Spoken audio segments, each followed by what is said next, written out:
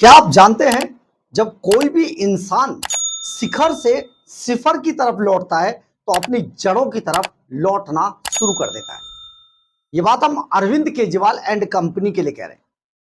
Kejriwal and company एक समय पर अगर हम पीछे की तरफ जाए, बहुत सारे लोग इस बात को जानते हैं, जब वो अन्ना हजारे के आंदोलन से उन्होंने शुरुआत की थी अपने इस फ्रॉडियेपन की, तो उस फ्रॉडियेपन में जब अन्ना हजारे की छाती पर पैर रखकर अरविंद केजरीवाल ने आम आदमी पार्टी बनाई, तो उस वक्त उन्होंने अब तक की सबसे सफल माने जाने वाली दिल्ली की सरकार शीला दीक्षित सरकार पर भर भरकर आरोप लगाए।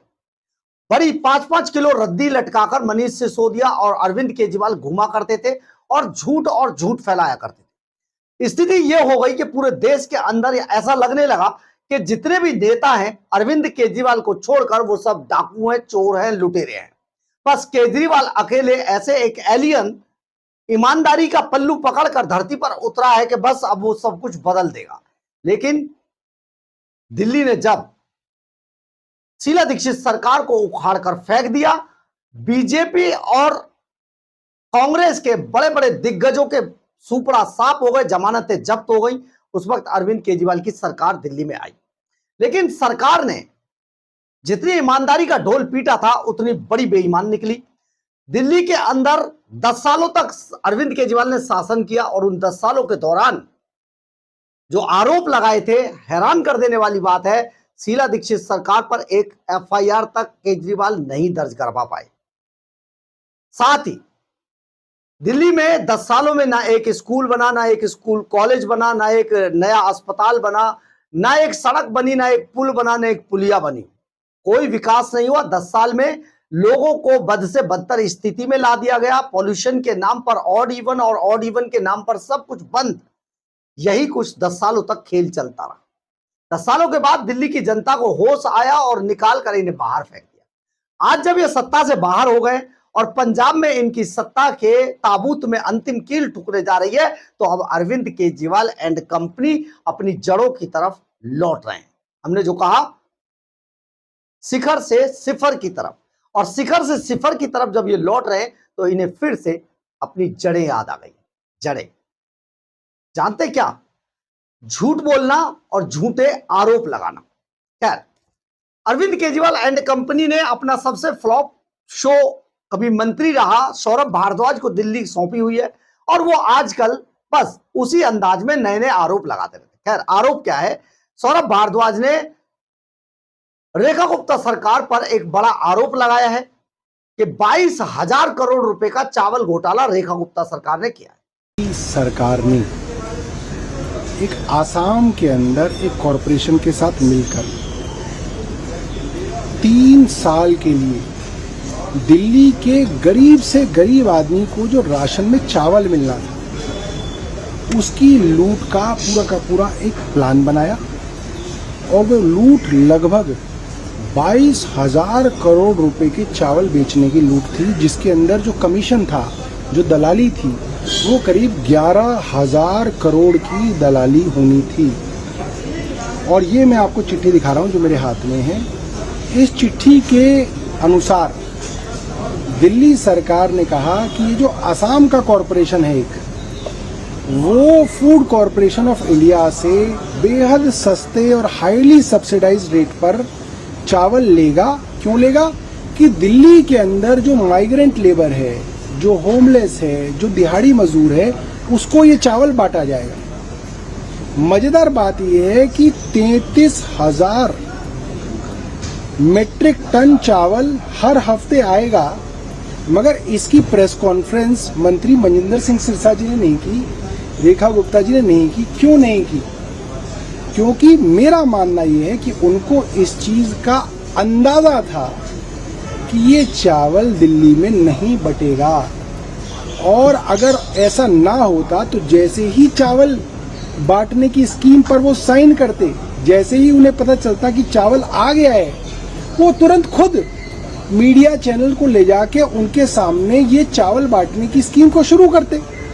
मगर चुपचाप ये हजारों टन चावल आता रहा और हरियाणा के अंदर एक प्राइवेट कंपनी को दुगने दामों पे बेचा गया। ये मैं नहीं कह रहा, केंद्र सरकार का विजिलेंस डिपार्टमेंट कह रहा है कि 23 रुपए किलो वाला चावल 46 रुपए किलो के रेट से हरियाणा के एक प्राइवेट कंपनी को बेचा जा रहा था और बड़ी दलाली लगभग 143 करोड़ का चावल हर हफ्ते बेचा जा रहा था, जिसमें 71 करोड़ रुपए की दलाली हर महीने खाई जा रही थी। अब उस पर राजनीति शुरू हो गई है और जो सरकार के मंत्री मनजिंदर सिंह सिरसा, उन्होंने 24 घंटे का सौरभ भारद्वाज को अल्टीमेटम दे दिया है। क्या है पूरी खबर, आपको बताते हैं।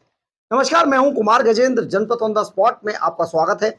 हमारे एक दूसरे social media platform podcast with Kumar Gajendra में भी आपका स्वागत है, जहां आप हमें सुन सकते हैं। आम आदमी पार्टी की डूबती नैया को कैसे किनारे पर लगाया जाए, इसके लिए ज्यादा से ज्यादा झूठ बोला जाए और झूठे आरोप लगाकर शायद इन्हें लगता है कि जिस तरीके से शीला दीक्षित के टाइम में लोग झूठी बातों को सच मान बैठे थे, इस बार भी मान लेंगे। अब लोग इनकी बात ही नहीं सुनते। जिस पार्टी के साथ पास अब 4 आदमी नहीं है धरना प्रदर्शन करने के लिए, वो पार्टी क्या ही कर पाएगी।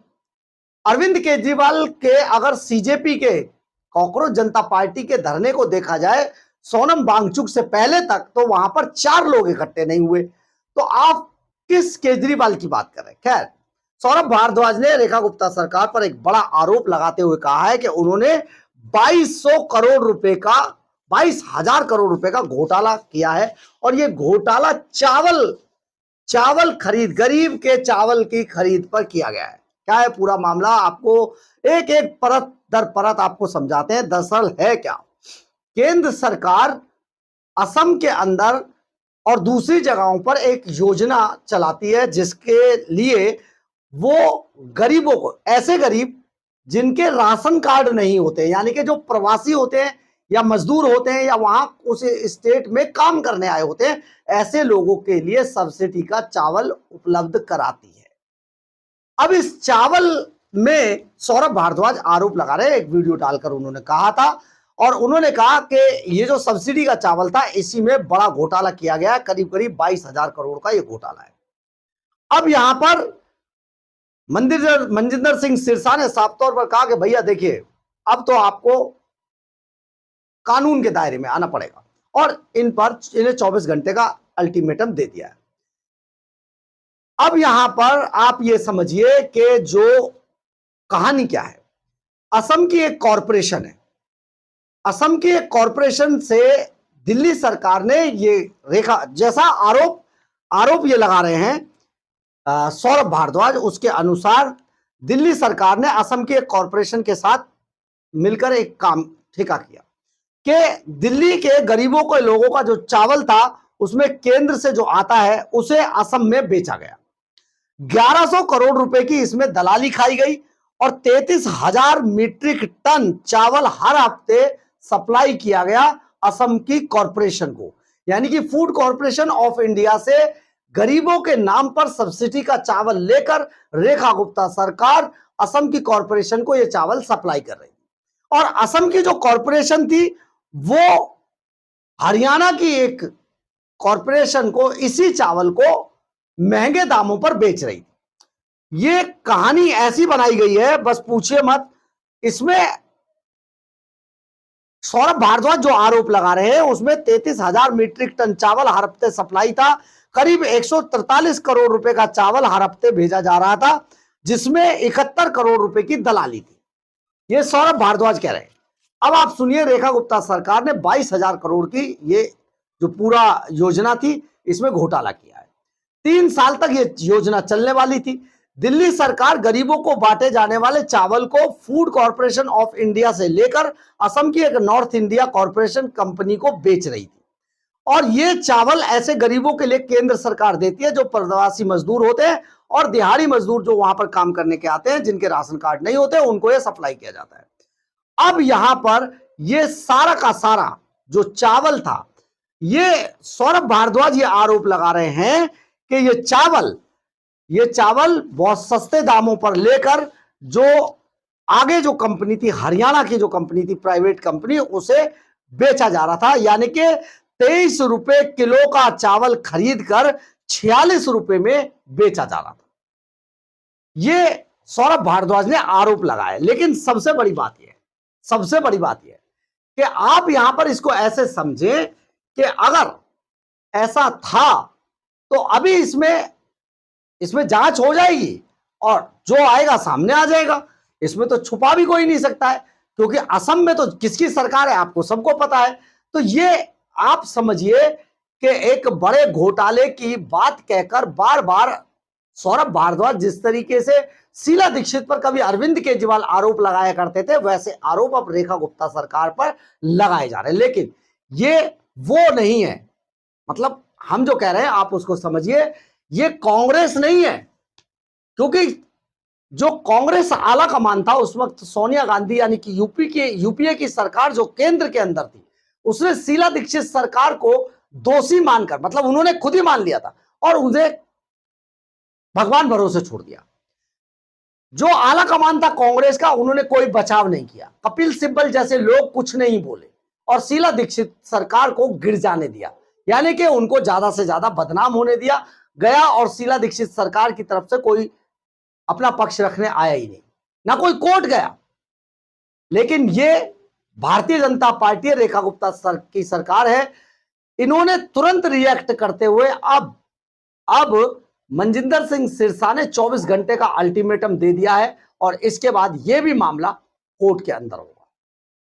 कल भी आपको हमने एक कोर्ट की खबर बताई थी, मानहानि का प्रवेश वर्मा ने इन पर मानहानि का मुकदमा दर्ज कराया है और अब मनजिंदर सिंह सिरसा कोर्ट पहुंच गए हैं और बहुत जल्दी इस पर भी अब कानूनी कार्रवाई शुरू होने वाली है। तो आप देखिए, ये जो फ्लॉप शो लोग थे, पंजाब के लुटेरे, दिल्ली के सुपर चोर, अलीबाबा 40 चोरों की ये मंडली किस तरीके से पूरे देश के अंदर झूठ फैलाने पर फिर से उतर आई है, ये आपको बताने की कोशिश की जा रही है। और साफ तौर पर यह बताया जा रहा है कि देखिए इस तरीके के घोटालों में क्योंकि आपको मैं यहां पर यह भी बता देता हूं कि करीब करीब 6 महीने पहले ऐसा घोटाला पंजाब के अंदर सामने आया था। भगवंत मान सरकार के खिलाफ आरोप लगे हुए हैं, उनकी जांच चल रही है, क्योंकि भगवंत मान ने यही काम किया था वहां पर। अब ये उसी स्टोरी को, हेट स्टोरी को यहां पर भी दोहराने की कोशिश कर रहे हैं। सौरभ भारद्वाज अब चारों तरफ से घिर चुके हैं, क्योंकि अब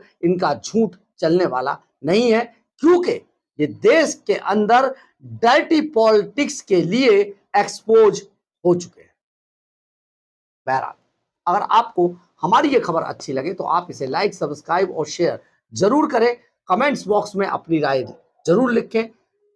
आप इस खबर पर क्या सोचते हैं? आप इस घोटालों के, इस तरीके के आरोपों पर क्या सोचते हैं? आप आम आदमी पार्टी की इस नीति पर क्या सोचते हैं कि वो सब पर आरोप लगाते हैं? आप इस बात पर क्या सोचते हैं कि आम आदमी पार्टी आत्ममुग्ध लोगों की पार्टी है? ये सिर्फ अपने आप को कट्टर ईमानदार, कट्टर पढ़ा लिखा, कट्टर पता नहीं क्या क्या कहती है, लेकिन इनके आगे बाकी सब देश के पॉलिटिशियन भ्रष्टाचारी और चोर लुटेरे डाकू। आप जरूर बताइए। जय हिंद, जय भारत।